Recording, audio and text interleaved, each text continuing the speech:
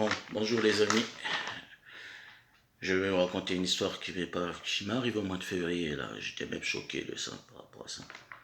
J'ai été harcelé par un policier qui a écouté les mensonges de ma belle-sœur, qui est malade de la mythomanie. Donc je vais tout raconter, ce qu'il s'est passé pour que vous compreniez ce qu'elle a essayé de faire. Et ça s'est passé au mois de février, comme je vous l'ai dit. Si je m'en rappelle, comme j'avais un compte TikTok, elle a trouvé mon compte. Elle a commencé à m'insulter de tous les noms. Et j'en passe. Et je me suis dit, je vais pas répondre à ces insultes qui étaient vraiment graves. Juste pour vous dire que limite elle pourrait faire de la prison, à un tel point que c'était vraiment grave. Diffamation, calomnie. Donc j'ai dû supprimer mon compte TikTok parce que pour moi c'était la seule chose à faire. Je n'avais pas vraiment le choix. Attendez, après j'ai oublié. 3 mois plus tard, j'ai eu un courrier qu'un jeune froliqueux de policier vient me mettre en main propre. Un gamin, c'est-à-dire. Il ne savait pas ce qu'il faisait. Et là, j'ouvre la fameuse lettre et pour ma grande surprise, il y a écrit convocation par rapport à une plainte sans motif, si j'en ai. Ouais, c'était ça. J'appelle l'agent, le policier qui s'est occupé de cette affaire, pour lui demander de quoi il s'en retourne, quoi. Parce que moi-même, j'étais étonné. Donc, j'ai été à la convocation 3 mois après. Et là, à ma grande stupeur, il me dit que c'est ma belle-sœur, et ça j'étais sûr que c'était elle, qui a porté plainte contre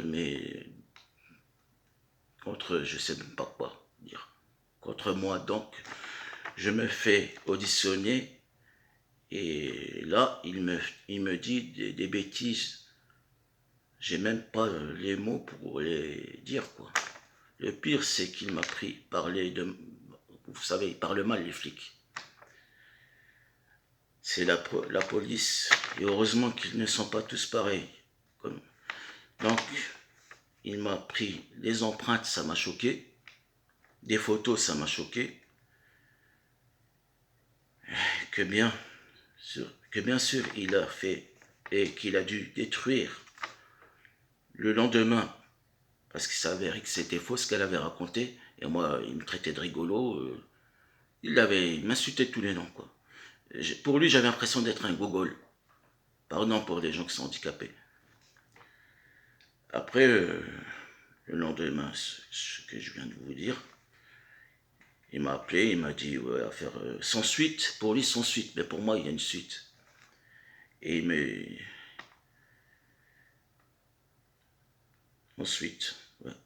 Sans suite. Pour eux, c'est une sans suite, mais pour moi, c'était très grave. Après moi, j'ai contesté, parce que j'ai eu un courrier par rapport à des mensonges et calomnies. C'est pas pour l'argent que je fais ça. Ça, c'est un truc, là, c'est un fait. Moi, je m'en fous de l'argent. J'ai contesté, comme je vous ai dit.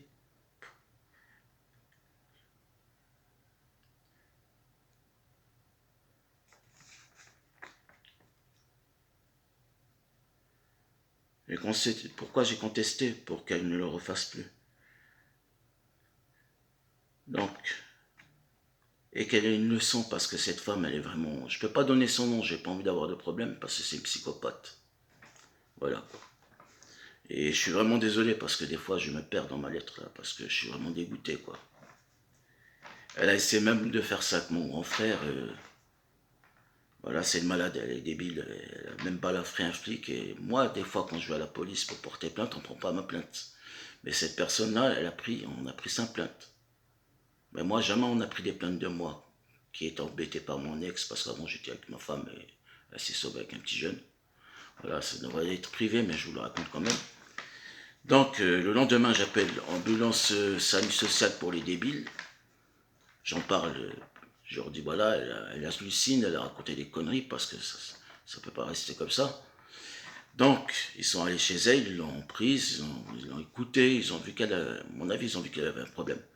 Et mon grand frère, le cornetto, je l'appelle, il m'a envoyé le SAMU social, là, c'est un blague. J'ouvre la porte, je vois les flics, et les infirmiers et tout ça, je leur dis, qu'est-ce qui se passe?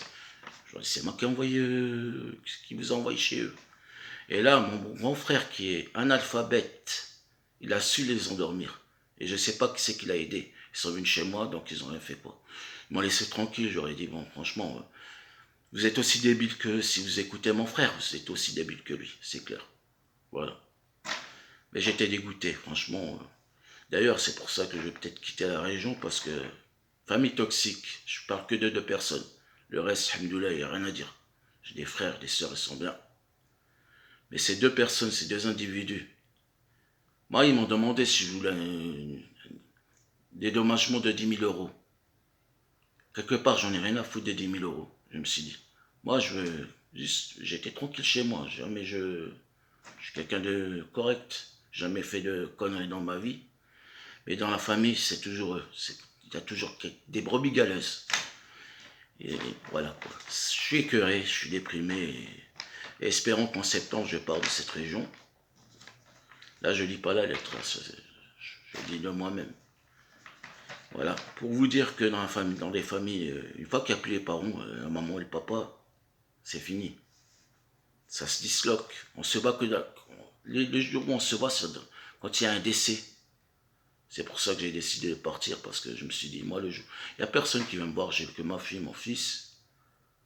Comme je ne suis papa célibataire, je vis tranquille avec eux, je suis bien dans mon coin. Mais les problèmes qui viennent à moi, c'est ça qui me tue. Voilà pourquoi donc j'ai décidé de faire des démarches. Des démarches à faire, quoi. Sans l'aide d'assistante sociale, hein, parce que moi je suis pas un assisté. Voilà. J'espère que le message est bien passé. Et sur ce, je vous dis à bientôt, les amis. Au revoir.